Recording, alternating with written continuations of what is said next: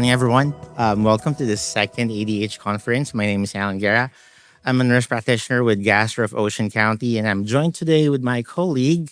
I'm Jhuli Patel. I'm a PA. I'm working with a solo provider in North Brunswick. And we're here to talk about collaborating across specialties, how APPs can work with our gastroenterology partners and other providers in the care of patients with PBC. So, Julie, tell me about your experience. So PBC is a very small population of patients, and I think first identifying those patients is the hardest part.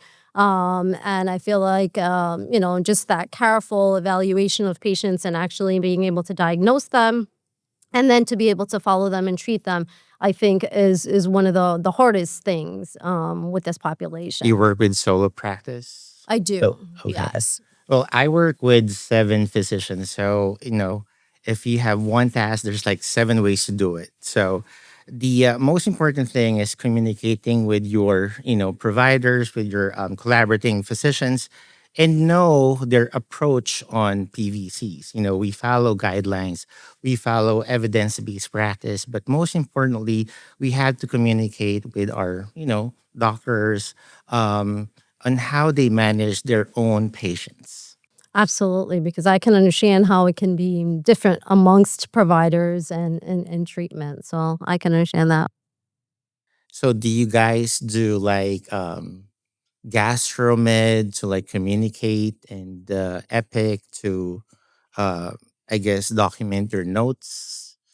So we have Athena, which we're using, and so we are using that for monitoring labs and imaging studies. Yes. Yeah, it's very important that we identify these PVC patients, so we know how to treat them, using evidence-based guidelines. And I think the other thing is you really have to work in a multidisciplinary care team for treatment of these patients, and I think that's important. So working with primary doctors, obviously us, and anybody else that would be involved, is very important. And also working with medical science, our medical science partners, like um, someone from the industry who guide us through treatment of these PVC patients.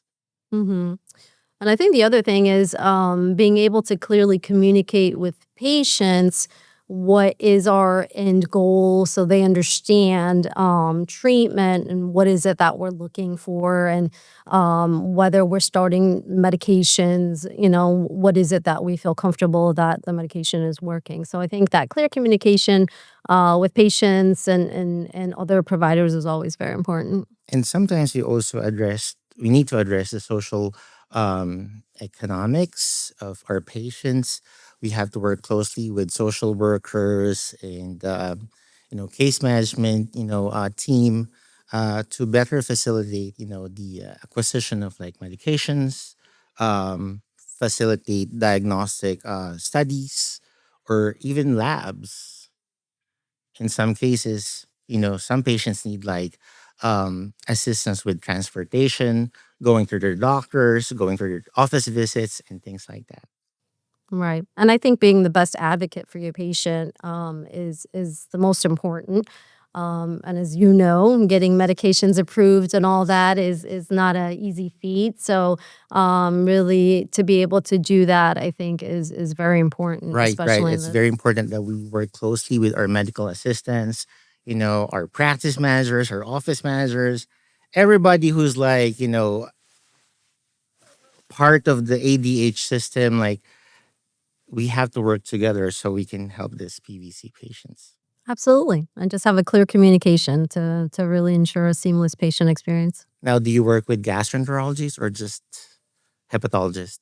Also, gastroenterologist, we also do hepatology as well. Right, right. In some cases, if there's like complicated, patients, we try to, because we work with gastroenterologists, we refer them out to like hepatologists. We don't have a hepatology, um, you know, specialist in our practice, but it comes to a point where and they need like complex medical care, then we reach out to our colleagues.